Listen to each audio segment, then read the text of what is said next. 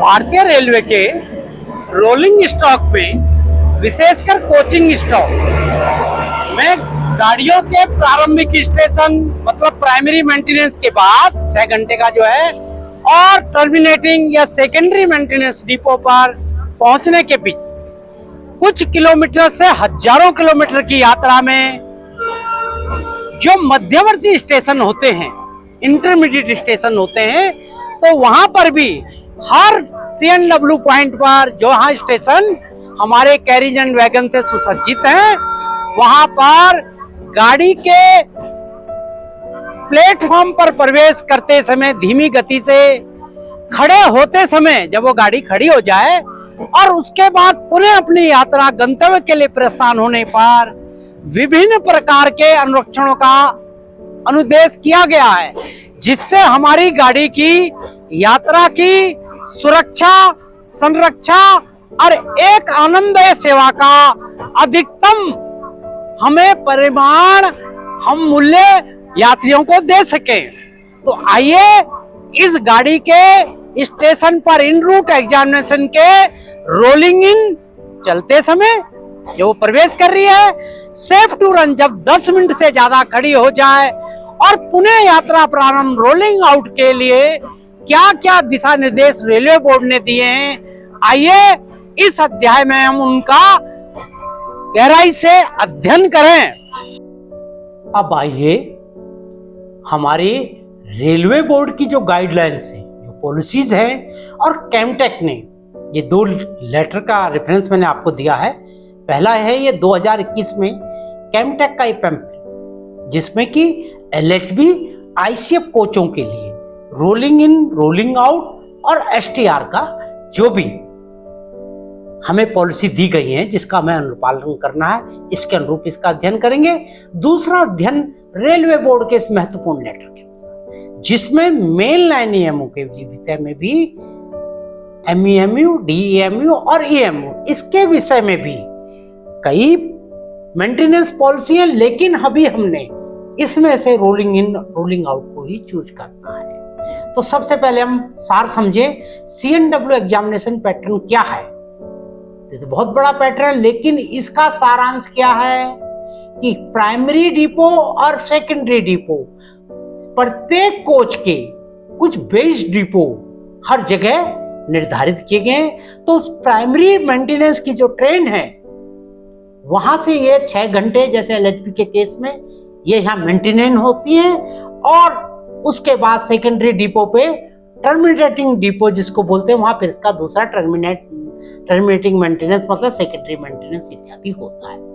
तो ये कई सौ से हजारों किलोमीटर की यात्रा के बीच अनगिनत स्टेशन आते हैं, जिसमें कुछ स्टेशन CNW एग्जामिनेशन पॉइंट से सुसज्जित हैं। तो इन सभी मध्यवर्ती स्टेशनों को, जो प्रारंभिक से गंतव्य के बीच विभिन्न स्टेशन पड़ते हैं, तो उस ट्रेन रेक की प्रत्येक कोच की सुरक्षा, संरक्षा और यात्रियों के लिए एक आरामदेह यात्रा का अवसर प्रदान करने हेतु तो हर पॉइंट पर इन रूट एग्जामिनेशन किया जाता है। तो आज का जो हमारा अध्ययन है, इसी इन रूट एग्जामिनेशन मतलब जब ट्रेन गंतव्य से पूर्व स्टेशनों पर CNW पॉइंट पे पहुंचती है, प्रवेश करती है, फिर वहां खड़ी होती है 10 मिनट या से ज्यादा, और उसके बाद फिर आगे की यात्रा के लिए निकलती है। तो इस इन रूट एग्जामिनेशन को हम इस विधा को हम समझेंगे। तो इंटरमीडिएट, इन रूट इंटरमीडिएट पॉइंट मैंने बताया था ना, जो इंटरमीडिएट स्टेशनों पर इंटरमीडिएट या इन रूट एग्जामिनेशन, दोनों का अर्थ है मध्यवर्ती या राह में, बीच राह में जो भी एग्जामिनेशन होंगे उनको हम इन रूट एग्जामिनेशन कहेंगे। तो मैंने जैसे बताया कि बेस डिपो से जो अपने गंतव्य मतलब टर्मिनेटिंग पॉइंट तक, सेकेंडरी डिपो तक के बीच 3 प्रकार के इन रूट एग्जामिनेशन कोचिंग स्टॉक में। अभी हमारी बात केवल कोचिंग स्टॉक के लिए है, तो इसमें हम ICF, LHB, Vande Bharat, EMU या MEMU या DMU के विषय में करेंगे। तो सबसे पहला और महत्वपूर्ण एग्जामिनेशन है रोलिंग इन एग्जामिनेशन। तो इन रूट एग्जामिनेशन का पहला पार्ट रोलिंग एग्जामिनेशन, उसके बाद सेकेंडरी ये रोलिंग इन एग्जामिनेशन, जब 8 किलोमीटर की गति पर गाड़ी किसी निर्धारित प्लेटफॉर्म, लाइन का मतलब है प्लेटफॉर्म, अनाउंस होता है ना कि फलानी फलानी गाड़ी फलाने नंबर पर आने वाली है, तो हमारा जो ट्रेन ड्यूटी स्टाफ है, जो एक गैंग है, ये रोलिंग के लिए अपने निर्धारित रोलिंग हट के पास और उस लाइन पर दोनों तरफ अपनी पोजीशन ले सकती है, मतलब एक निश्चित दूरी है, सुरक्षित दूरी। उसके बाद जब ट्रेन प्रवेश कर जाए प्लेटफॉर्म में, तब तक रोलिंग एग्जामिनेशन प्रत्येक कोच का उस रेक का होगा या वैगन का, जो भी है कोच वैगन। इसमें आप ये नहीं कि लोगों को भी आपने देखना है, कोई ऐसी चीज ना हो कि लोगों, आप ये ना सोचे कि लोगों को, रोको भी रोलिंग स्टॉक का एक महत्वपूर्ण अवयव है, तो ये हमारी जिम्मेदारी है कि कोई चीज रोलिंग इन में रह न जाए। उसके बाद आइए, जब आकर ट्रेन खड़ी हो जाए प्लेटफॉर्म पर, अभी जाने में 10-20 मिनट, 20 मिनट है या 10 मिनट है, तो ट्रेन के खड़ी होते ही हमारा एग्जामिनेशन होगा safe to run. Safe to run की गाड़ी आगामी यात्रा के लिए यहां से चलने के बाद सुरक्षित गति, सुरक्षित इसका परिचालन हो, इसको निर्धारण कौन करता है? Safe to run. तो एक खड़ी अवस्था में एग्जामिनेशन है, और उसके बाद जैसे ही रोलिंग आउट दूसरे किनारे पर हमारी ट्रेन सेफ टू रन हो जाए, निर्धारित जो समय है 20 मिनट बाद जैसे ही वो गति करती है, तो इसके दूसरे प्लेटफॉर्म पर रोलिंग आउट होती है। रोलिंग आउट होती है, वहां पे भी हमारा स्टाफ सुसज्जित है। ये लगभग इंजन या प्लेटफॉर्म एंड से उस तरफ लगभग 50 मीटर की दूरी पर होता है, ठीक है ना? तो लगभग 50 मीटर होता है, जैसे हमने अनुभव किया है। तो आइए इन 3 एग्जामिनेशन को हम इन वीडियो के माध्यम से पहले समझें। तो आइए देखिए रोलिंग इन एग्जामिनेशन जो प्रैक्टिकली किसी डिपो पर हो रहा है। 2 आदमी दोनों तरफ खड़े होकर,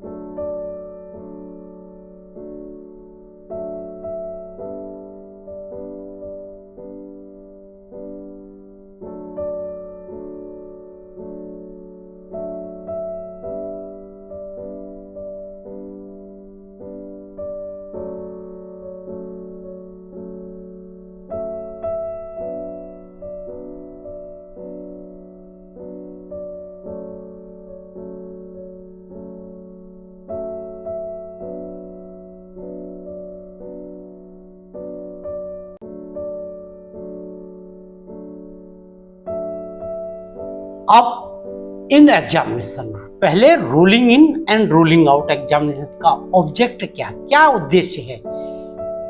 इसका उद्देश्य यह है कि जो 8 से 15 कैमटेक मैनुअल हमेशा 8 किलोमीटर प्रति घंटे की स्पीड को निर्धारित करता है, ठीक है ना। तो इसमें रोलिंग इन में यह माना जाता है कि कुछ दोष ऐसे हैं जो खड़ी अवस्था में आप महसूस नहीं कर सकते, ठीक है। तो रोलिंग इन रोलिंग आउट, एक रोलिंग अवस्था में, एक रनिंग अवस्था में अपनी ज्ञानेंद्रियों विजुअली, स्मेलिंग एंड हेयरिंग, आंख से देखकर, नाक से सूंघकर, नाक से क्या सूंघेंगे, कोई ग्रीस जल रही है, ठीक है, कोई, मैं तो ये कह रहा हूं कोई आपको हल्का सा कोई इलेक्ट्रिक शॉर्ट सर्किट की गंध है, कोई तार पिघल रहा है, और हेयरिंग क्या करेंगे भाई, फ्लैट प्लेसेस की आवाज बहुत दूर से आपको सुनाई दे देगी।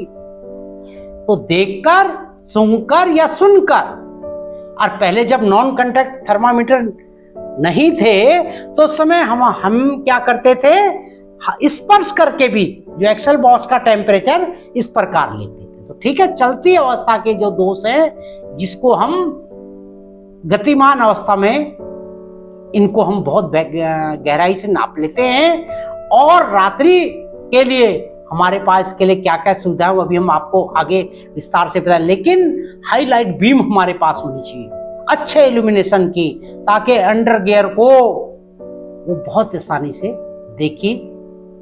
देखने में या दिखाने में मदद करता है। अब पेरियोडिसिटी क्या है, कब करना चाहिए, ठीक है ना, जब भी कोई गाड़ी किसी स्टेशन पे रिसीव हो, खड़ी हो और आगे जाने के लिए डिस्पैच की जाए, तो उस समय हमें इस प्रकार के एग्जामिनेशन को करना होता है। किसके द्वारा, by whom, SSC, JE, CNW staff nominated for rolling in and roll, जो ट्रेन ड्यूटी में रोलिंग इन रोलिंग आउट कराते हैं, एसएससी, जेई और उनका स्टाफ, इसके द्वारा किया जाता है। वह कहां किया जाना चाहिए, मैंने पहले आपको बताया, कुछ पिन पॉइंटेड हैं जो सीआरएससी महोदय, किसी भी रेलवे के सीआरएससी महोदय इसको नॉमिनेट करते हैं टीएक्सआर। तो ये हमें उन स्थानों पर निश्चित और सुनिश्चित दोनों शब्द हैं करना ही चाहिए। स्पीड के विषय में तो आपको कोई कंफ्यूजन ना हो, तो ये कैमटेक के अनुसार वैसे 8 से 15 किलोमीटर प्रति घंटा ये कहा गया, लेकिन कैमटेक मैनुअल 8 किलोमीटर की बात बार बार कह रहा है। इसके बाद एक और चीज कि जो पूरी लंबाई जो है, हमें ये नहीं कि 2 कोच देखने, पूरा लंबाई रोलिंग स्टॉक के प्रवेश होते ही, लोको के प्रवेश होते ही लोको से स्टार्ट करना है, और बाकी सब चीजें हमें देखते ही चले जाना। दूसरा, आप किस वातावरण में, स्थान कौन सा होगा, इसलिए रोलिंग हट लगा रखी है जगह जगह। यदि बारिश है, बहुत तेज धूप है, तो नेचुरली एक प्रतिकूल परिस्थितियों में आदमी के कार्य करने की क्षमता पे नेचुरली असर पड़ता है। तो यही सभी चीजें अब रेलवे बोर्ड ने हर डिपो, हर टीएक्सआर सीएनडब्ल्यू पॉइंट पर ये उपलब्ध करा रखी है। बाकायदा सोलर पैनल से भी सुसज्जित है, ताकि दिन के सोलर पैनल वो चार्ज हो और रात्रि को आपको पर्याप्त मात्रा में प्रकाश और वायु, गर्मियों में पंखे भी चलते हैं उससे, ठीक है। तो इसके बाद आइए हमें क्या क्या करना है इस विषय में भी आगे देखें। अब rolling in rolling out gang को क्या तैयारी करनी है अपने कार्य को प्रारंभ करने से पहले। जैसे ही उनको सूचना संबंधित इंजीनियर द्वारा, अपने एसएससी जेई द्वारा मिले, और स्वयं जेई इनके साथ रहें, दोनों साइड, एक अराइवल एंड और एक डिस्पैच एंड पर जो रोलिंग हटें बनी हुई हैं, जैसा नीचे चित्र मैंने दिखाया हुआ है, उस पर आप निर्धारित अपनी उचित वेशभूषा, टूल बैग, अपने हेलमेट सहित वहां पहुंचे और अपनी पोजीशन लेने, दोनों तरफ बैठना आपने, ठीक है ना, इस एंड का और उस एंड का, दोनों तरफ आप सुसज्जित होकर बैठ जाएं। और कौन से पॉइंट हैं। अभी मैं केवल सारांश बता रहा हूं कि loose, hanging, broken under gear parts, defective draw and buffing gear, ये रोलिंग इन और रोलिंग आउट में क्या है। रोलिंग इन में सभी तरह, मैंने कहा जो रोलिंग इन में जो भी गंध आ जाए, कोई ग्रीस के जलने की, कोई शॉर्ट सर्किट्स के कोई गंध, बिजली के तार फूकने की, या किसी प्रकार के ग्रीस के पिघलने की, जो आंख से आप देखेंगे फ्लैट प्लेसेस हैं, कोई आवाज आ रही है, व्हील स्किड है या फ्लैट है, इसकी जो भी गंध आ रही है वो आपको देखनी है। रोलिंग आउट में क्या है, रोलिंग आउट जब वो स्टेशन को गाड़ी छोड़ रही है तो ब्रेक बाइंडिंग इसका बहुत प्रमुख पैरामीटर है। ब्रेक बाइंडिंग जो एलएचबी कोचों में आप देख रहे हैं, सारे आपके जो ब्रेक इंडिकेटर हैं, कोई ऐसा तो नहीं लाल जा रहा हो, और कोई ऐसा तो नहीं आपको आवाज आ रही है, व्हील घूम ही नहीं रहा। कैसे आवाज आएगी? जब कोई व्हील लॉक्ड चलेगा ब्रेक ब्लॉक से, तो उसकी एक आवाज भारी हल्की सी ब्रेक ब्लॉक की चीखने की, उसके साथ एक हल्की सी चिंगाड़ की आवाज आती है, और व्हील भी पता चल जाता है कि ये व्हील घूम नहीं रहा। कैसे पता लगेगा? आंख से नहीं पता लग जाएगा आपको, ठीक है। इन सब चीजों को आप इसको देखेंगे रोलिंग आउट में, ये एक विशेष चीज है। बाकी सभी सुरक्षा के काम आपको दोनों में और साथ में एसटीआर में भी इसी प्रकार देखने। तो दिन रात्रि के लिए ये बहुत ही क्लियर रेलवे बोर्ड ने कहा है कि दोनों तरह पर्याप्त मात्रा में एलईडी लाइटें हैं। एलईडी लाइट होंगी, प्रॉपर इल्यूमिनेशन की होंगी, जिससे अंडर गियर बिल्कुल क्लियर आपको विजन हो सके, ठीक है ना। बाकी आपके पास एक और भी टॉर्चें होती हैं, लेकिन एलईडी लाइट की पावरफुल इसकी व्यवस्था वहां होनी चाहिए, ठीक है। उसके बाद आपके पास क्या क्या होना चाहिए? सबसे पहले कि वॉकी टॉकी सेट हो, जिस पे आप इमरजेंसी में एक तो आपस में आपके पास होंगे ही, लोको पायलट, गार्ड और एएसएम से भी बात कर सकें। कैसे? वो उसकी जो फ्रीक्वेंसी सेट होगी वो उस स्टेशन के हिसाब से होगी, तो आपस में बड़े आराम से आप बात कर सकते हैं। प्रति गैंग 2 रेड सिग्नल फ्लैग या रेड एलईडी लाइट होगी, क्योंकि जब आप एसटीआर वगैरह करेंगे 20 मिनट गाड़ी खड़ी रहेगी, तो आप जो भी एग्जामिनेशन करना प्रारंभ करेंगे उससे पूर्व रैक को प्रोटेक्ट करेंगे उस निश्चित समय में, और समय खत्म होते ही फिर आप उसको हटा देंगे जब आपका एग्जामिनेशन पूरा होगा। नॉन कांटेक्ट थर्मामीटर, ये कम से कम प्रति गैंग 2 होनी चाहिए, क्योंकि जो है व्हील का जो टेम्परेचर मेजरमेंट है, व्हील एक्सल बॉक्स का टेम्परेचर सेंस जो है दोनों साइड से लगभग एक समान होना चाहिए। ऐसा नहीं आप 20 मिनट बाद घूम के उसी कोच की दूसरी तरफ गए तो वो नेचुरली आपको एक फॉल्स रीडिंग देगा और आप कंफ्यूज हो जाएंगे। तो ये चीजें आपके पास होनी चाहिए, ठीक है। उसके बाद टूल तो है ही, टूल बैग आपके पास है ही, प्रॉपर हैमर है, एलन की है, कीज हैं, वो तो खैर हर सीएनडब्ल्यू स्टाफ के पास होनी ही चाहिए, ठीक है ना। एक 3 मीटर का वो भी होना चाहिए स्टील रूल। स्टील का जो एक तो रूल 12 इंच वाला 1 फीट का होता है, बाकी 3 फीट का फ्लेक्सिबल स्टील रूल भी होना चाहिए। अब इंफ्रास्ट्रक्चर क्या, ये तो है आपके पास, पर गैंग क्या इक्विपमेंट टी&पी आपके पास होना है। इंफ्रास्ट्रक्चर क्या चाहिए? Rolling in and out hard, all weather set. All weather जैसे मैंने बताया, धूप, गर्मी, बरसात में बिना विघ्न बाधा के उचित विजिबिलिटी होती, ठीक है ना। और लाइटिंग प्रॉपर हो। ये देखिए ये कितना सुंदर, दोनों तरफ आप इधर आप इस रोलिंग आउट हट में इसके अंदर लाइट है इसके अंदर, सोलर पैनल इसके ऊपर लगा हुआ है। इससे छोटा सा लाइट का या दूसरा अरेंजमेंट इसमें है। और जो मैंने बताया था non contact industrial polymer infrared thermometer, जो लाल सी बिंदी आपको दिखाई देती है, जो ऊपर आपने अभी फिल्म में देखा कि एक टेक्नीशियन महोदय इसको लिए बड़े आराम से, बड़ी विजिलेंट, सतर्कता से तेजी से उस टेम्परेचर को नाप रहे हैं। ये वो चीजें मैंने बताया नाइट के लिए। ये जो आप यहाँ दोनों तरफ सुरक्षित ढंग से बैठ जाएं तो अंडर गियर आपको बड़ी आसानी से दिखना प्रारंभ हो जाएगा। ठीक है।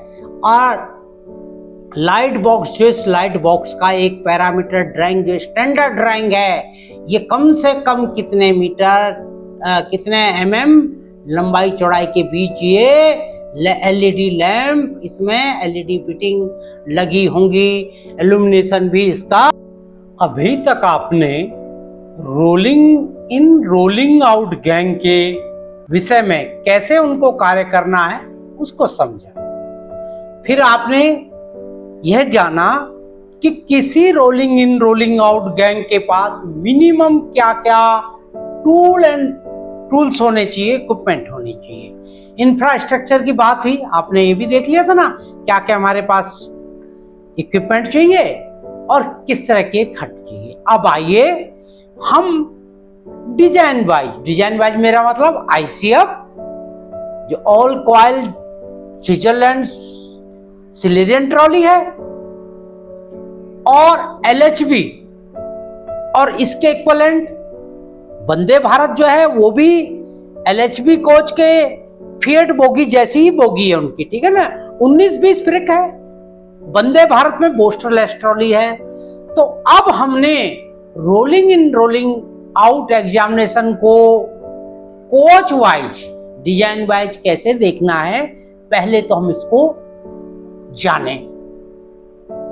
सबसे पहले मैंने कहा जैसे कि हैंगिंग पार्ट, तो हैंगिंग पार्ट आईसीएफ में कौन से होंगे, ट्रस बार, हैंगर। इससे पहले मैं आपका ध्यान आईसीएफ ट्रॉली की तरफ भी दिलवाना चाहता हूं।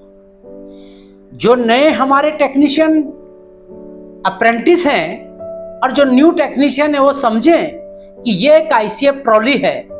ठीक है ना, तो इसमें जैसे ये side frame, side bearer, secondary suspension, lower spring plank, bolster helical spring, ये सेफ्टी यू, और इधर से आप आ जाएं तो आपको ये व्हील के साथ फिर यही safety you, primary spring, dashboard के जो है एक्सल बॉक्स का क्राउन और इसका क्राउन नट, ठीक है, क्राउन बोल्ट और ये जिसका हेड। तो इस प्रकार आप brake bring, brake safety bracket, suspensor hanger, stone, इन सब चीजों को एक एक करके देखते रहिए। मोटा मोटा आपको पता तो होना चाहिए हम बताना क्या चाह रहे हैं। ठीक है, तो इस प्रकार आपने एक आईसीएफ कोच के अंडर फ्रेम में लगी हुई बोगी के विषय में मोटा मोटा अध्ययन आपको पार्ट्स के विषय में पता किया। ठीक है ना, टेक्निकल नाम क्या है जैसे मैं आपको बताऊंगा तो आपके दिमाग में वो तस्वीर झलक जानी चाहिए कि मैं किसकी बात कर रहा हूं। तो आईसीएफ कोच के रोलिंग इन रोलिंग आउट में हैंगिंग पार्ट कौन से होंगे, ट्रस बार, हैंगल, ठीक है, इक्वलाइजिंग स्टे रॉड, जे ब्रैकेट और एक्सल बॉक्स कवर, ईटीसी, मतलब इत्यादि। हॉट एक्सल में कहां से होगा हम इसको देखेंगे भी और स्मेल से भी पता करेंगे। देखेंगे कैसे, बहुत ज्यादा होगा तो धुआं भी आएगा, नहीं तो जो ग्रीस है वो पिघलेगी और वो पिघल के बहती हुई आपको उस एक्सल बॉक्स के फेस जो फेस कवर है उससे पिघलती हुई दिखाए। ब्रोकन पार्ट स्प्रिंग अधिकतर हमारे रेलवे में train duty staff rolling in rolling out में ही डिटेक्ट कर लेता है। एयर प्रेशर लीकेज कैसे पता लगेगा, हिसिंग साउंड बहुत दूर से सुनाई देगी तो आप समझ जाएंगे इसके कहीं एयर प्रेशर में कहीं लीकेज है, कोई टूट फूट है या कोई वाशर निकल गया है। डिफ्लेटेड स्प्रिंग का आपको दोनों तरफ जो बैठा हुआ हमारा टेक्नीशियन स्टाफ है वो आराम से देख लेंगे कि किसी एक स्प्रिंग में सब एक समान है और कोई एक झुकी हुई है, फौरन वो उसका भी पता लगा लेंगे। ब्रेक बाइंडिंग, पहले एक स्पार्क होगा, मेटल टू मेटल कांटेक्ट की क्या आवाज आएगी, ठीक है ना, और व्हील जो है और व्हील के मुकाबले उसका रिवॉल्वेशन कम होगा। तो इस प्रकार आप इसको पता करा लेंगे।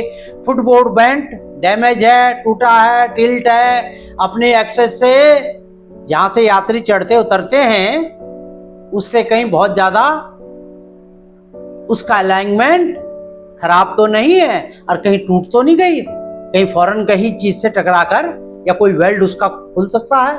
तो ये बड़ा महत्वपूर्ण सेफ्टी पॉइंट है। और बफर हाइट वेरिएशन कैसे पता लगेगा? और जब कोच जाएगा तो आप देख लेंगे दोनों बफर जो है सस्पेक्टेड ना हो, 75 mm से ज्यादा दोनों की बफर हाइट में अंतर ना हो, क्योंकि बहुत ज्यादा होगा तो आपकी आंख को पता ही लग जाएगा कि सेंट्रल लाइन से बहुत ज्यादा वो बफर एक दूसरे से बाहर है। बाहर मतलब ऊपर या नीचे, ठीक है। तो इस प्रकार आप मोटा मोटा इन चीजों को गतिमान अवस्था में 8 किलोमीटर या 8 से 15 के बीच जो भी प्लेटफॉर्म पे प्रवेश करेगी, तो आप इस आईसीएफ बोगी का इन पार्टों को देखते हुए गणना करेंगे। कैसे? देखकर, स्पर्श कर, या सुगंध से, या उसकी गंध से, या फिर कान से। इस प्रकार आइए इसको और हम ब्रीफ करें। हैंगिंग पार्ट जो मैंने बताए थे, equalising stay, axle box cover, ये जो मैंने बताए थे क्या है? ये है एक्सल बॉक्स का cover. Hanging part equalising stay अंदर होता है, ये है देखिए इक्वलाइजिंग स्टे बोलोस्टर का ये है। इसके अंदर यदि आप थोड़ा ध्यान देंगे तो इक्वलाइजिंग स्टे रॉड, जे ब्रैकेट, ट्रस बार कहाँ है? ट्रस बार ये है। इसके हैंगर कहाँ है? ट्रस बार के हैंगर इसके अंदर है। यू डैशपॉट यू जिसको बोलते हैं, ये है इक्वलाइजिंग स्टे रॉड्स के अंदर दिखाई देगा। हॉट एक्सल कैसे पता लगेगा? एक तो स्मेल आएगी, या ग्रीस पिघला होगा और बहुत ज्यादा होगा तो इसमें फिर हल्का सा स्मोक भी दिखाई दे सकता है। ब्रोकन पार्ट क्या है? ब्रोकन पार्ट आप देख सकते हैं, कोई स्प्रिंग है किसी चीज का, ये स्प्रिंग है, इस तरफ स्प्रिंग है, या कोई भी चीज टूट कर लटक तो नहीं रही है। भाई असाधारण चीज तो पता लग जाएगी ना। 7 कोच में तो बिल्कुल एक जैसी है और 8वें में फिर वो बहुत ज्यादा लटक रही है। और जो मिनिमम 102 mm का रेल लेवल से, व्हील को छोड़ दें, केवल व्हील को छोड़कर कोई भी हैंगिंग पार्ट रेल लेवल से 102 mm की ऊंचाई पर न्यूनतम होना ही चाहिए। यदि आपको शक है तो अब ट्रेन जो है प्लेटफॉर्म पे खड़ी होगी, उसको दूर कीजिए शक को अपने। एयर प्रेशर लीकेज यह आपको दूर से सुनाई देगा, और जब ट्रेन खड़ी हो जाएगी, जो रेक खड़ा होगा, फिर आप जाके उसको डिटेक्ट करके उसको रेक्टिफाई करेंगे, ठीक है ना। वही कई बार छोटे से हम पता लगा एमी वाशर फट गया या निकल गया या अपनी जगह से डिसलोकेट हो गया, तो उसको आप ठीक करेंगे। अब डिफ्लेटेड एयर स्प्रिंग ये आप देख रहे हैं, बिल्कुल ये एयर स्प्रिंग सब जो है थोड़ा सा ऊंचे होंगे, बिल्कुल अपने इमरजेंसी स्प्रिंग पे बैठ जाएगा। अब आप कहेंगे ये यहाँ कहाँ से आ गया? क्योंकि भाई जो भी हमारे हाइब्रिड कोचेज हैं जिसमें ऊपर का हिस्सा LHB का है और नीचे उसमें आईसीएफ वाली ट्रॉली में स्प्रिंग है, तो डिफ्लेटेड स्प्रिंग को देखेंगे। उसके बाद ब्रेक बाइंडिंग को आप कैसे महसूस करेंगे? मैंने बताया था ना, एक तो मेटल जब वो ब्रेक ब्लॉक इससे काफी रगड़ कर चलेगा तो उसके आपस के फ्रैक्शन का एक तो आवाज आएगी, ची ची की आवाज आती है। दूसरा, इसकी स्पीड और व्हील के मुकाबले नॉर्मल ये रिवॉल्व नहीं करेगा, ये घसीटता सा चलेगा। जैसे किसी को हम जबरदस्ती खींच रहे हैं तो वो इस विरोध को भी आप आंख से देख पाएंगे, ठीक है ना। यह है व्हील स्किटिंग।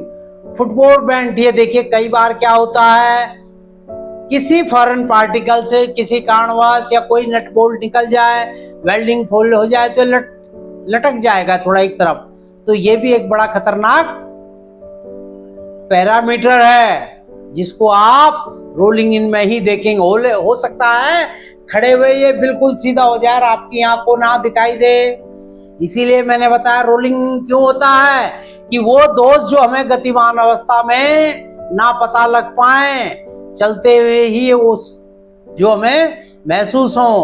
अब बफर हाइट वेरिएशन का मैंने बताया था ना, कि दोनों बफरों को आपस में देख लें, वो पैरेलल होने चाहिए एक दूसरे के। यदि एक्सेस से बहुत ज्यादा ऊपर नीचे हैं तो उनको भी आप अपनी डायरी में नोट कर लें। तो इस प्रकार आपने आईसीएफ कोचेज के रोलिंग इन में मुख्यतः नोट किए जा सकने वाले पार्ट्स के विषय में देखा। अब आप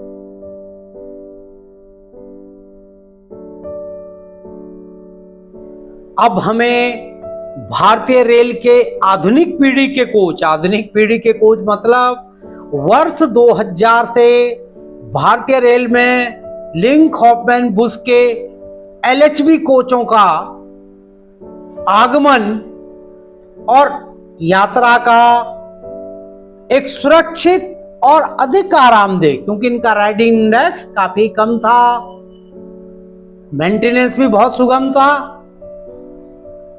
इसी की तकनीकी के अनुरूप एलएचबी कोच जर्मनी से थे और इसके बाद ट्रेन सेट 18 वंदे भारत का 2018 में निर्माण, जो भारतीय रेल का स्वर्णिम युग प्रारंभ हुआ तो Vande Bharat make in India थे। लेकिन दोनों की ट्रॉली ये देखिए, एक एलएचबी कोच की ट्रॉली, सबसे पहले एलएचबी कोच की ट्रॉली जो अंडरगियर का मेन पार्ट्स है, और सेम उसी प्रकार बोगी फॉर वंदे भारत।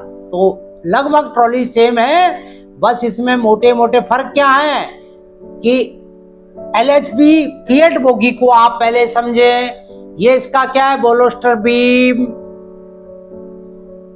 ये इसका एक तरफ से चले व्हील, वर्टिकल डैम्पर, इसके बाद inner spring, outer spring, control arm, ये साइड फ्रेम, ठीक है ना, साइड फ्रेम है। इसके बाद इसमें जो है आप प्राइमरी स्प्रिंग के बाद सेकेंडरी स्प्रिंग की तरफ चलिए, इसमें भी इनर आउटर 2 स्प्रिंग होते हैं। और इसके बाद यार डंपर, बोगी और बॉडी को जोड़ने वाला यार डंपर। इसके बाद पुनः यदि आप घूम के आए तो बोलोस्टर बीम, ट्रैक्शन सेंटर, ये सब अंदर की चीजें, wheel set, brake disc, caliper unit जिसमें ब्रेक सिलेंडर इत्यादि सब इंस्टॉल्ड रहते हैं। तो ये मोटा मोटा सा आप फिएट बोगी का चित्र जो है, जो प्रारंभिक स्तर के जो टेक्नीशियन है वो इनको समझ लें, क्योंकि तभी आप जो है रोलिंग इन को समझ पाएंगे। और वंदे भारत का रोलिंग इन, रोलिंग आउट और सेफ टू रन तो इनका भी उसी पैटर्न पर होता है। तो बस इसमें मुख्य फर्क है कि इसमें बोलोस्टर लेस, बोलोस्टर रहित ट्रॉली है। दूसरा, ब्रेक का जो सारा अरेंजमेंट है वो एक्सल माउंटेड ना हो के व्हील माउंटेड ब्रेक सिस्टम है। ये देखिए, इसके व्हील के ऊपर ये ब्रेक का जो है एक डिस्क लगी हुई है, और अंडर फ्रेम में थोड़ा सा इसका, क्योंकि ट्रेन सेट है तो मोटर भी, इसमें भी 2 प्रकार की बोगियां होती हैं। लेकिन मोटा मोटा आपको रोलिंग इन रोलिंग आउट के लिए इसके कंपोनेंट को समझना होगा। तो अब आइए हम आपको एलएचबी कोच और वंदे भारत सिमल्टेनियसली एक साथ हम करेंगे। इसमें हैंगिंग पार्ट कौन सा होगा, anti roll bar, link, axle box plate या वाटर पाइप इत्यादि। और डब्ल्यूएसपी क्या काम करेगा, डब्ल्यूएसपी के कनेक्शन है, इस पे लगे रहते हैं, ठीक है ना। डब्ल्यूएसपी कनेक्शन का वायर है, ये भी देखना है कि कहीं ये टूट के डेफिशिएंट तो नहीं है। अंदर इसका जो है एंटी रोल बार वगैरह सब ये अंदर है, लेकिन ये जब आप चलती हुई गाड़ी में ट्रेन ट्रैक में देखेंगे तो आपको इसकी भी गणना, इसका भी आकलन करना है, ठीक है। अब हॉट एक्सल कैसा रहेगा, हॉट बॉक्स बिल्कुल जिस तरह आपने आईसेप में देखा, स्मेल और स्मोक दोनों, ब्रोकन पार्ट, स्प्रिंग। अधिकतर एलएचबी कोचों की स्प्रिंग को हम इन रूट भी देख लेते हैं। इन रूट मतलब आपको पता होगा कि बीच के इंटरमीडिएट स्पेयरिंग स्टेशंस पर भी या इन रूट एग्जामिनेशन भी प्राइमरी और सेकेंडरी स्प्रिंग को डिटेक्ट करता है। तभी तो हमने इसका जो एक रेस्ट्रिक्शन स्पीड का चार्ज आपको पढ़ाया था, ठीक है। डिफ्लेटेड एयर स्प्रिंग का भी पता लगेगा। व्हील स्किडिंग सेम उसी प्रकार है, आवाज आएगी, मेटल टू मेटल कांटेक्ट होगा। इसके घिसटने के देखने से इसकी रिवॉल्विंग से भी पता लग जाएगा, और व्हील के मुकाबले इसका रिवॉल्विंग मोशन थोड़ा कम होगा। Air pressure leakage same hissing sound आएगी। ब्रेक बाइंडिंग, ब्रेक इंडिकेटर लाल होंगे। मैंने आपको बहुत ही प्रारंभ में बता दिया, रोलिंग इन रोलिंग आउट में सभी सेफ्टी पैरामीटर लगभग सेम है, पर रोलिंग आउट में आपको ब्रेक बाइंडिंग को ऐसा तो नहीं जो 4 कोच आपने छोड़े थे वो ऐसे ही निकल जाए, और यदि लोको चेंज हुआ तो मैनुअल रिलीज ना हुआ हो, तो कहीं ऐसा ना हो कोई डीबी ओवर सेंसिटिव होने के कारण जल्दी ब्रेक एप्लीकेशन कर दे या ब्रेक एप्लीकेशन चले जाएंगे, ठीक है ना। इसमें साथ में बायो टैंक, सीटीटीएस नहीं है, बायो टैंक है, CTTS tank control discharge toilet system भारतीय रेल में समाप्त हो चुका है 2015 से। अब बायो टॉयलेट टैंक के जो आपके सिक्योरिंग अरेंजमेंट हैं, उसके लिए जितने भी ब्रैकेट हैं, जेट लीवर ब्रैकेट के तरह उनको देखिए। ऐसा तो इतना भारी टैंक का, उसके बाद उसके जो वायर रोप हैं, अंडरस्लैंग टैंक के fastening, air tank, brake control panel, ये सब चीजें क्योंकि बोगी पर ही सस्पेंडेड हैं, उसी पर आरोपित हैं, उसी पर इंस्टॉल हैं, तो आपको इनका फास्टनिंग का, इनकी सिक्योरिंग अरेंजमेंट भी देखना है। ऐसा नहीं इतनी भारी कोई भी अपरेटस चलते हुए गिर जाए और आपको बहुत बड़े ड्रेलमेंट का कारण ना इन चीजों को बनना पड़ जाए। अतः इसमें किसी प्रकार की लापरवाही की गुंजाइश नहीं है। इंटरवैक्यूलर कपल, भी कपलर, सैगिंग, ये होते तो एसी के हैं, लेकिन क्योंकि अब भारतीय रेलवे में सारा कैडर एक हो चुका, तो आपको मैंने बताया लोको में भी यदि आपको कुछ आ जाता, भले पेपर में नहीं है, यदि लोको पे भी आपको कोई चीज ऐसी एबनॉर्मल नजर आती है जो आपको नहीं लगती कि होनी चाहिए, तो आप फौरन जब एसटीआर आए या इनकमिंग स्टेशन को इसकी सूचना दे दें। फाइव इंटरवैक्यूलर कपलर जो विभिन्न प्रकार की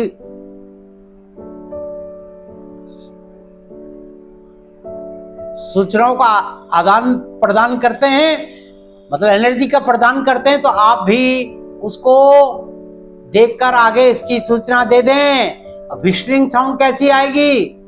ऐसा तो नहीं ब्रेक डिस्क में, ब्रेक डिस्क जो होती है, जो 110 mm एक्सल माउंटेड, जो हर एक्सल पे 2 ब्रेक डिस्क हैं, ऐसा तो नहीं कि ब्रेक पैड उस पे बिल्कुल उसको पकड़ते हुए, मतलब ब्रेक बाइंडिंग टाइप के जाएं।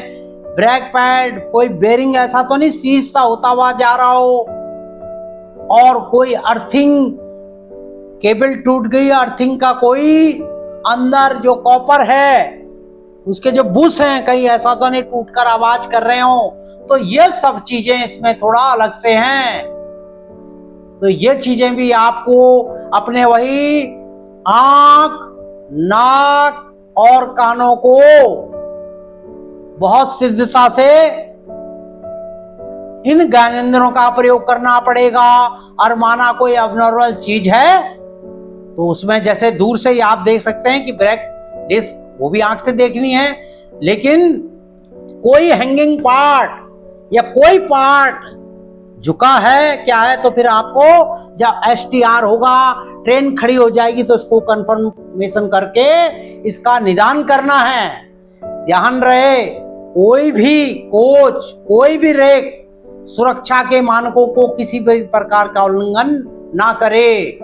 यही इन रोलिंग आउट का और एसटीआर का महत्व है। दूसरा प्रमुख ध्यान मैंने क्या बताया, रोलिंग इन रोलिंग आउट, चाहे आईसेफ हो, एलएचबी हो या वंदे भारत हो, सबका गैंग, सबके टूल और सबका मेथड लगभग एक है। जो विभिन्नताएं थी, आइए मैं उस चित्र से आपको बताने का प्रयास करूंगा। तो हैंगिंग पार्ट मैंने बताया ना, WSP केबल है, ये देखिए कोई टूट के बिखर ना गई हो। एक्सल बॉक्स, फेस प्लेट ऐसा ना टूट गई हो या इसमें से कोई ग्रीस बह रहा हो। ये लिंक कौन से हैं, इसकी दूरी डिस्टर्ब ना हो गई हो किसी कारण, इस तरह की, ठीक है। एंटी रोल बार, एंटी रोल बार कहाँ, इसके जो अंदर का हिस्सा है, ये एंटी रोल बार आपको एक बार अच्छी तरह सुनिश्चित करना चाहिए, इसमें कोई एबनॉर्मलिटी ना हो। वाटर टैंक पाइप का आप क्या करेंगे, वाटर पाइप का, वाटरिंग पाइप को, ये एक तो अपना वर्किंग से बहुत लीकेज ना हो।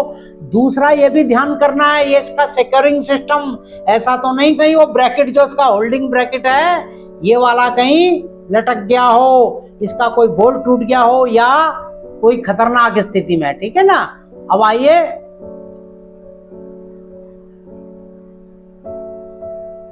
इसके बाद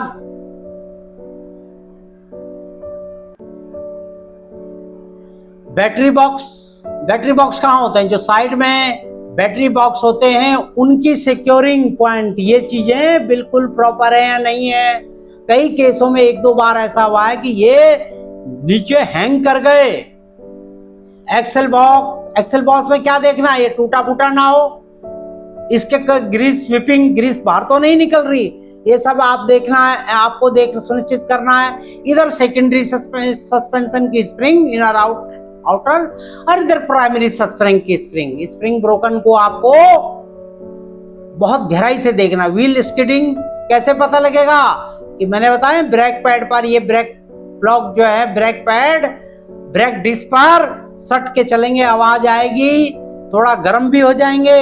रात को तो कई बार इतने गर्म हो जाते हैं तो लाल दूर से ही दिखाई देंगे, धुआं भी दिखाई देगा।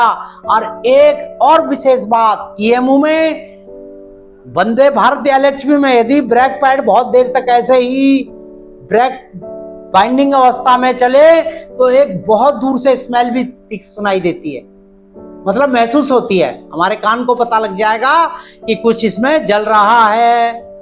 और इसके बाद एयर प्रेस लीकेज, चाहे आपके पॉम एंड से हो, कोई एमयू वाशर हो, या अंदर रास्ते में भी कोई अपने फेरुल ज्वाइंट लीक हो गया हो। यदि बीपी में है तो लोको पायलट को भी बहुत जल्दी पता लग जाता है, ठीक है। तो ये चीजें आप देखिए, डिप्लीटेड स्प्रिंग, चाहे वो एलएचबी कोच हो, आईसीएफ टाइप के कोच हो, दोनों की अवस्था में ये एयर स्प्रिंग बिल्कुल पिचक्कर इस पे अपने इमरजेंसी स्प्रिंग पर बैठ जाएगा।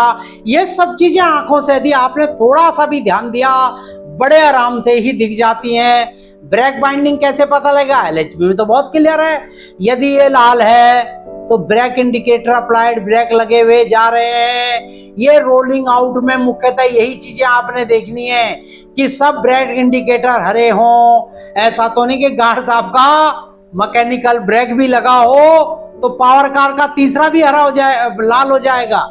पावर कार में तीनों ही हरे होने चाहिए, ठीक है ना। अब सिक्योरिंग अरेंजमेंट कहाँ है भाई? सीटीडीएस तो मैंने बताया अब ये नहीं चलता। बायो टैंक के सिक्योरिंग अरेंजमेंट, ये सब ब्रैकेट सही इंटैक्ट हो, ठीक है ना।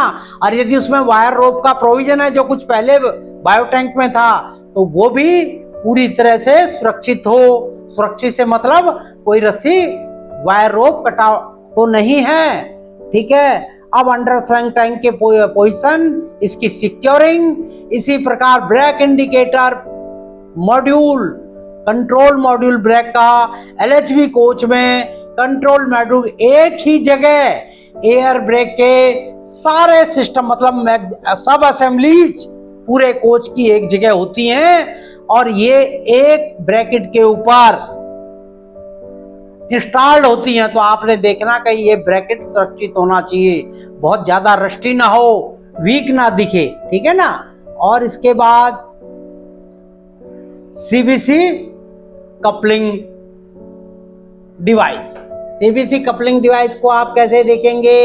इसका manual handle, manual unlocking handle proper lock होना चाहिए, ठीक है ना।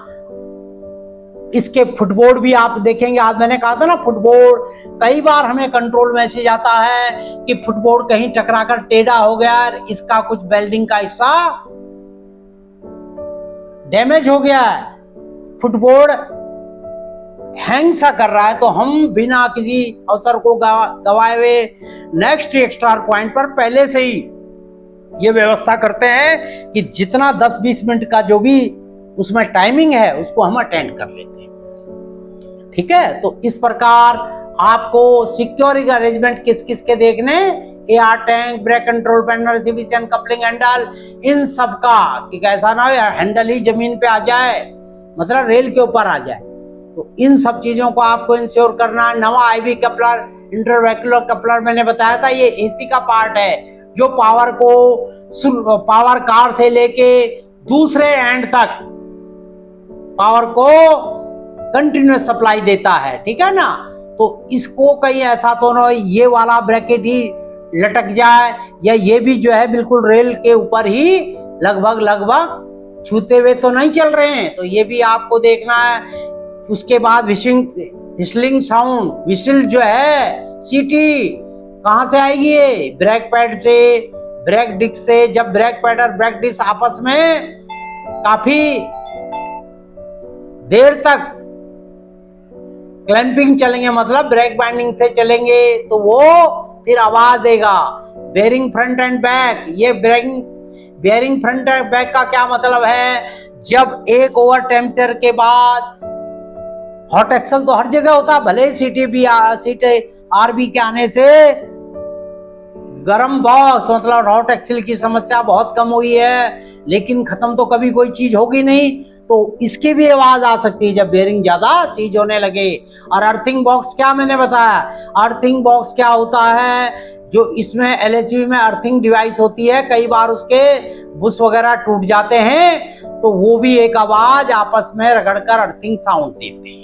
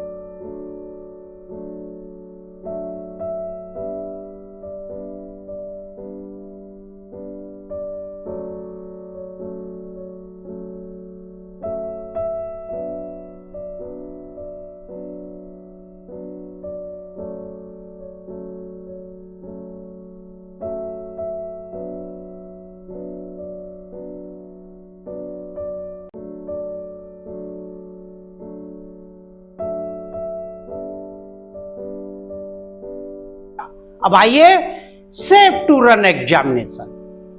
ये दूसरा और महत्वपूर्ण इन रूट का एग्जामिनेशन है।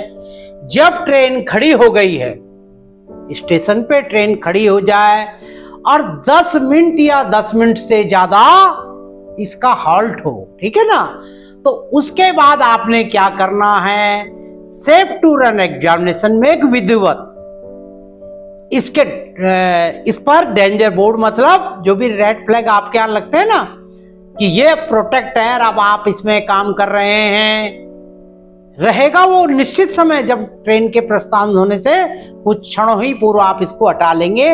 इसमें देखना क्या, locate and record all defect gear wise. पहले जो आपने रोलिंग इन में जो डिफेक्ट महसूस किए थे, देखे थे, उनको कंफर्म और कर लें और उनको रिकॉर्ड करें और बताएं जो सुरक्षा के लिए घातक हो। ये देखिए बगल में मैंने एक आपको परफॉर्मा डाल दिया है कि एक परफॉर्मा है, मैं इसके आगे भी डालने का प्रयास करता हूं। फिल द एक्सेल बॉक्स कैसे, पहले हम जो है हाथ की पाम की हथेलियों के उल्टे हिस्से से करते थे कि ये बहुत ज्यादा गर्म तो नहीं है। अब तो आपको पता है नॉन कांटेक्ट थर्मामीटर सब इन चीजों को अच्छी प्रकार बता रहे हैं, ठीक है। इसके बाद ब्रेक व्हील टैपिंग, इसका क्या अर्थ है कि पहले के समय में जब हमारे पास जो टायर व्हील थे उसमें जब टायर लूज हो जाए उसकी आवाज, और इस समय जब व्हील में ब्रेक लगा है उसकी भी एक अलग सी आवाज डिफरेंट होता है, डिफरेंट महसूस होती है आपको। और कहीं व्हील में कहीं क्रैक है, कोई वियर एंड टियर है, तो उसकी भी आवाज एक डब डब होगी, ठीक है ना। सॉलिड आवाज, अरे क्रैक किया, कोई भी डैमेज व्हील की आवाज अलग होगी। आप देखेंगे भी व्हील को कैसे देखेंगे, जो IRCA पार्ट 4 जो कोचिंग का है उसके रूल के अनुसार व्हील के डिफेक्ट को आप विजुअली देखेंगे और किसी संदेह होने पर आप उसको टायर डिफेक्ट गेज इत्यादि से कंफर्म करके उसको सुनिश्चित करेंगे कि यात्रा सुरक्षित है। क्या होगा नहीं तो, ठीक है ना। यदि स्प्रिंग टूटा है तो उसको डीवीएस करेंगे, यदि व्हील खराब है तो भी डीवीएस करेंगे, ठीक है ना। ये सब चीजें आपने देखनी है। और विशेष बात, watering of coaching must be ensure. ये एक चिट्ठी अभी अभी 2024 22 जुलाई को आई है जिसमें है कि complaint report, committee report on requirement of manpower for in route watering of the train. इससे स्पष्ट हो रहा है कि जो इंटरमीडिएट इन रूट मेंटेनेंस की प्रक्रिया है, पता था ना, प्राइमरी स्टेशन से सेकेंडरी स्टेशन के बीच के इंटरमीडिएट स्टेशनों के बीच का जो मेंटेनेंस है उसमें सेफ टू रन में, जिसमें 10 मिनट से ज्यादा, ये यहाँ ये भी उल्लेख है कि इसमें निर्देश दिया है कि पानी के टॉप अप को, जो वाटर टैंक हैं, अभी मैं दिखा रहा हूं ICF में किस तरह है, LHV में किस तरह है, ठीक है। तो इसको आपको कंप्लेंट है तो विशेष रूप से किसी कोच की कंप्लेंट आती है ना वाटरिंग की, वाटर नहीं है, विशेष रूप से। और यदि कंप्लेंट नहीं भी है, 2 चीजें हैं कि आपको वाटर फिलिंग मस्ट करना पड़ेगा। नीचे वाले चित्रों से आप इसको देख लीजिए कि ये गतिविधियां इन वीडियो के माध्यम से और इन चित्रों के माध्यम से आप समझ जाएंगे कि सेफ टू रन में ये सब करना अति आवश्यक है।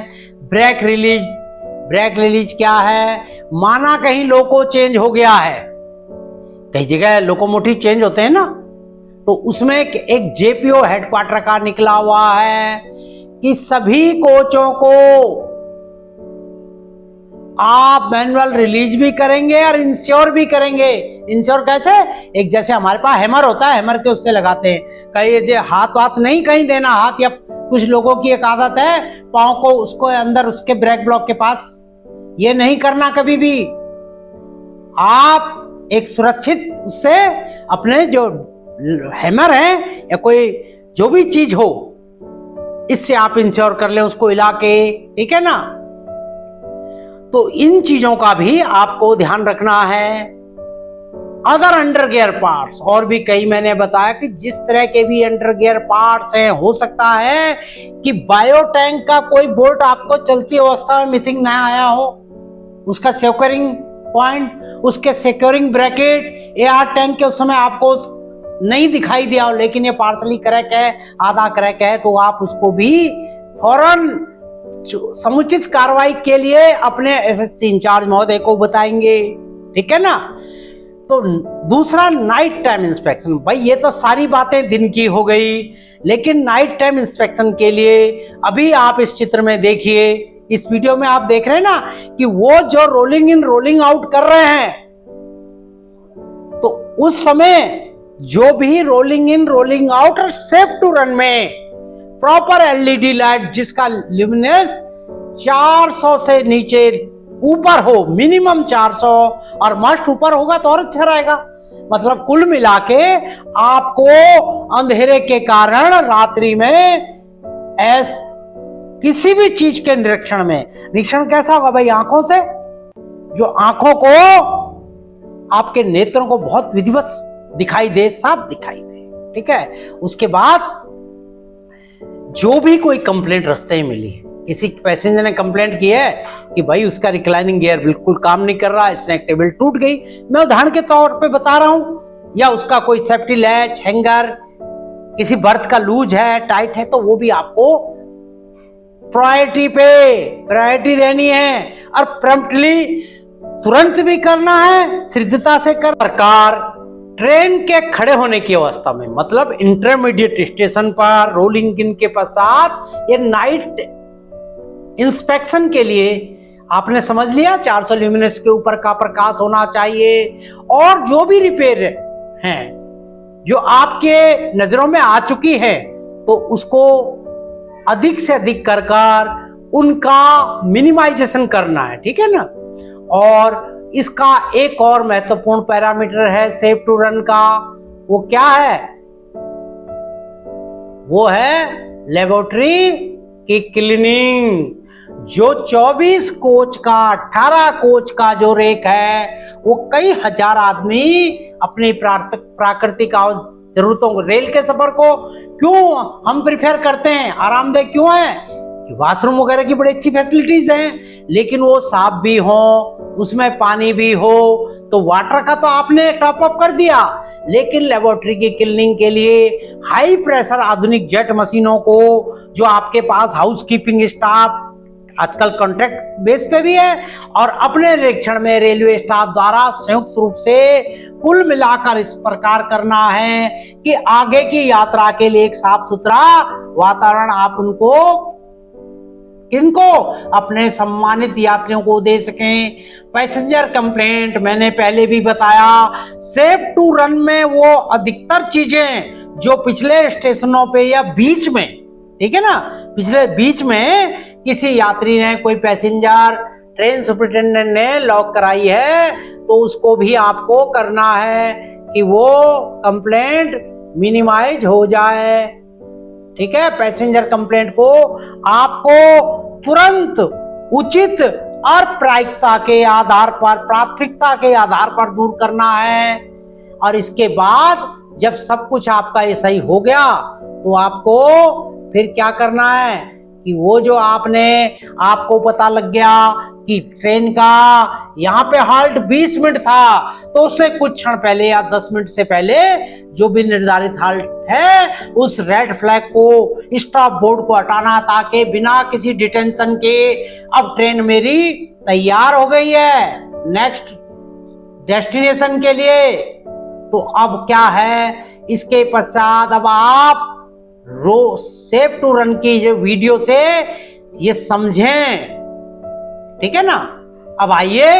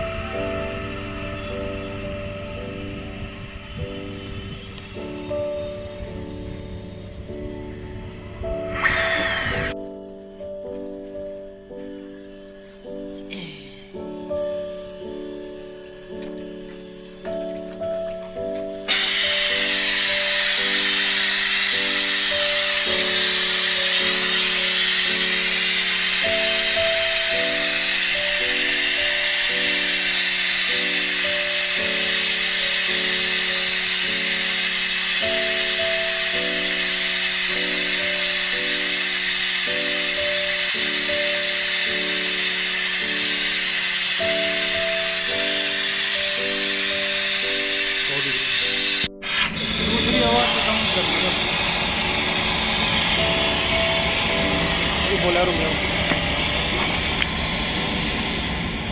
तो ठीक है।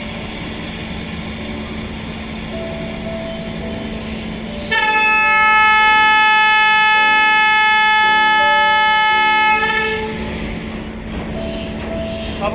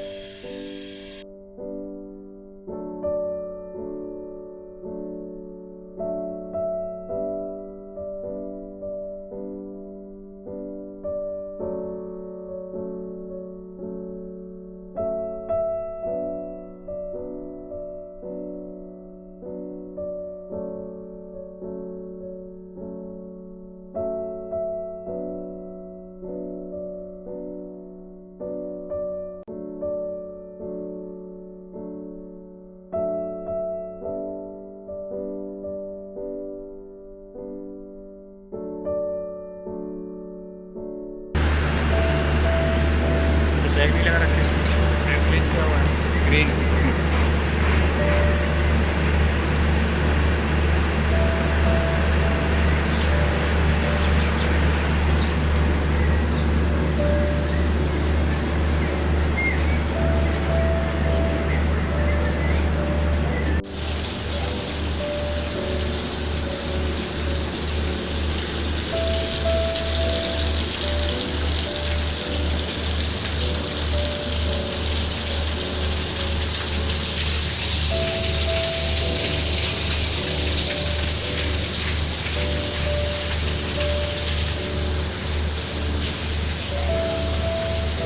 महत्वपूर्ण रूट का रोलिंग आउट एग्जामिनेशन। ये अब ट्रेन तैयार हो चुकी है। एसटीआर करने के बाद फिर आगे के गंतव्य के लिए रवाना हो रही है। हमारे 2 टेक्नीशियन की टीम साथ में जेई जो भी जेई महोदय हैं उनको सुपरवाइज करेंगे। और यहाँ ये कहाँ लगभग हमारे पास हट है। ये जो हट है वो रोलिंग आउट में लगभग इंजन से 50 मीटर की दूरी के लगभग जरूर होनी चाहिए। अब इन्होंने पोजीशन ले ली है, ट्रेन पास होगी और रोलिंग आउट में भी वही सब एग्जाम आप एग्जामिनेशन करेंगे जो आपने रोलिंग इट में किए थे। सुरक्षा कार इसमें विशेष क्या है? इसमें विशेष ये है कि जब लोकोमोटिव यदि चेंज हुआ था या किसी कारणवश कोई भी उसी लोकोमोटिव के साथ कोई भी रोलिंग स्टॉक मतलब कोच ब्रेक बाइंडिंग मैनुअल होता ना चला जाए, ये सतर्कता से इसमें एक अतिरिक्त देखने की जरूरत होती है। ठीक है ना? ये आपने बहुत गहराई कैसे करेंगे? आईसीएफ में तो आप अपने उसकी आवाज से, व्हील के घूमने से ये सब करेंगे। एलएचबी में इसके ब्रेक इंडिकेटर लाल होंगे तो आपको पता लग जाएगा। ये देखना सारे हरे होते जाएं। इस वीडियो में आपको बहुत साफ से नजर आ रहा है। ठीक है ना? तो रोलिंग आउट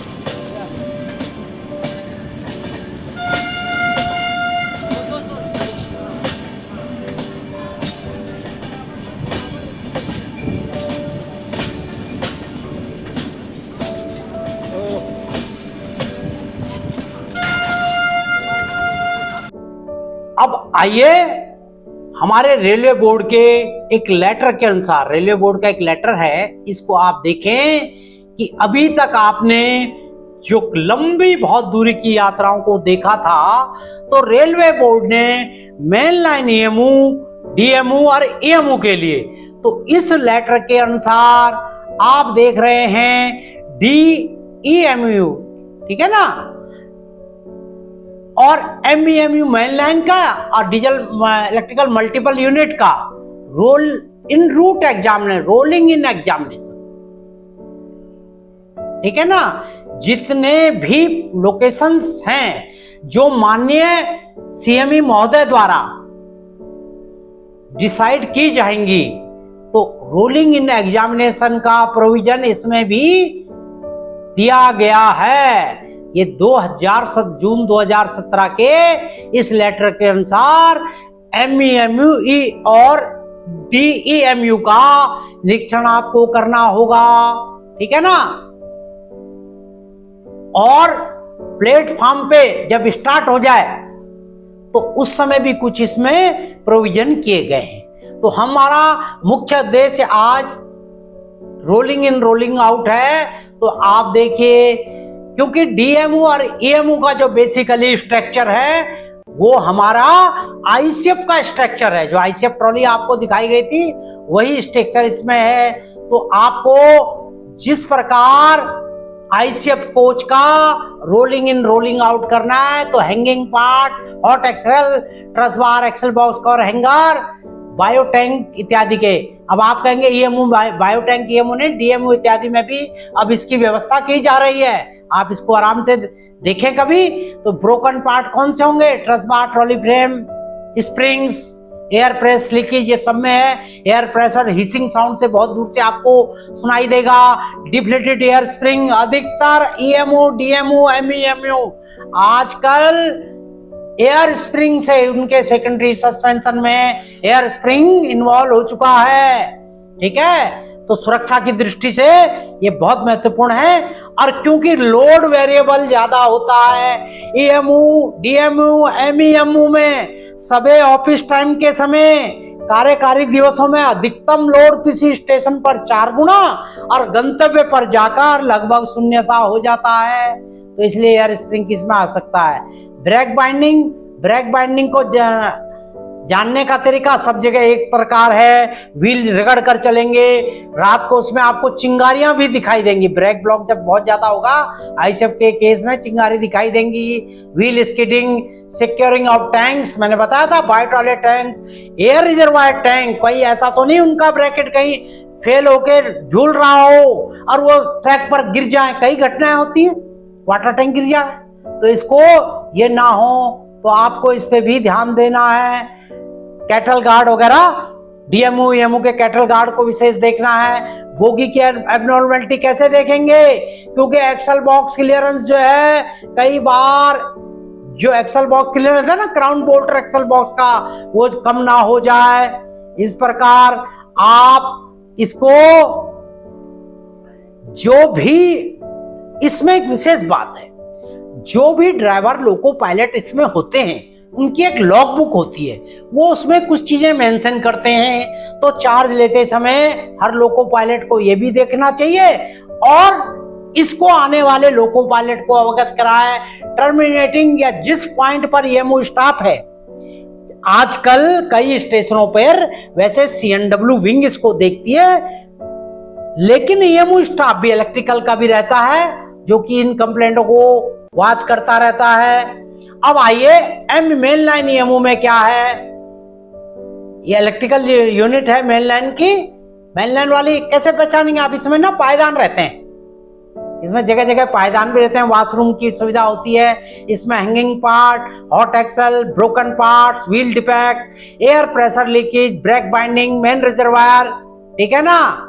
मेन रिजर्वायर क्या क्या देखना अपना है कि इसमें मॉइस्चर ट्रैपिंग होता रहे, मॉइस्चर ड्रेन हो, गियर के सस्पेंशन, इसमें जगह जगह मोटर कोच अलग होते हैं, ट्रेलर कोच अलग होते हैं। तो मोटर जिस पे बड़ी बड़ी मोटर रहेंगे, ऐसा तो नहीं कोई ब्रैकेट उसका कमजोर हो, कोरोडेड हो, या कहीं आप ब्रैकेट टूट रहा हो, इसको देखना है। Footboard, cattle guard run over, depleted air spring, ये वही है जिस प्रकार आपने एलएचबी में देखा, जब स्प्रिंग एक तरफ से दब जाए, पिचक जाए, भाई वो पंचर होगी, या कोई एयर हॉज पाइप की सप्लाई बंद हो गई होगी। ये सब चीजें आपने देखनी है। सिक्योरिंग ऑफ टैंक्स, जो बायो टॉयलेट टैंक हैं, ठीक है ना, इनकी सिक्योरिंग या एयर, जो एमआर एयर रिजर्वायर के टैंक हैं, इसकी भी सिक्योरिंग को आपने देखना। इसी प्रकार इसमें भी लॉग बुक को आपने अध्ययन करना है, लोको पायलट को आगे अवगत कराना है अपने टीएक्सआर पॉइंट पे, या जहां भी उसको उचित लगे। तो ये रेलवे बोर्ड का ये लेटर 2017 के अनुसार ये सबकी प्रायिकता है कि जहां हम आईसीएफ, एलएचबी, वंदे भारत का इन रूट एग्जामिनेशन करते हैं, तो टर्मिनेटिंग या कई पॉइंटों पर एमईएमयू का भी इसी प्रकार का, डीएमयू, एमईएमयू और ईएमयू का भी हमें इसका अनुरक्षण करना है, ताकि यात्रियों की अधिकतम सुरक्षा प्रमाणित की जा सके, इंश्योर की जा सके। ठीक है, तो अब आइए, इस लेटर को मैंने आपको दिखा दिया है, ठीक है ना। इस प्रकार आपने कोचिंग स्टॉक के ये सब चीजें फ्रेट स्टॉक में भी हैं, जो माल गाड़ियां हैं उसमें भी यही सब कुछ है, लेकिन आज का अध्ययन कोचिंग स्टॉक में किस प्रकार आप इन रूट एग्जामिनेशन को अपनाकर, जो रेलवे बोर्ड, आरडीएसओ और मैनुअल में निर्देशित है, इनको कड़ाई से हम पालन करेंगे, तो यात्रियों की सुरक्षा, यात्री सेवा और उनको महत्वपूर्ण साधन जैसे साफ सफाई, पानी की उपलब्धता कराकर हम अपनी कंप्लेंट को न्यूनतम करें और रेलवे की प्रतिष्ठा को सदैव की भांति उन्नत करते रहें।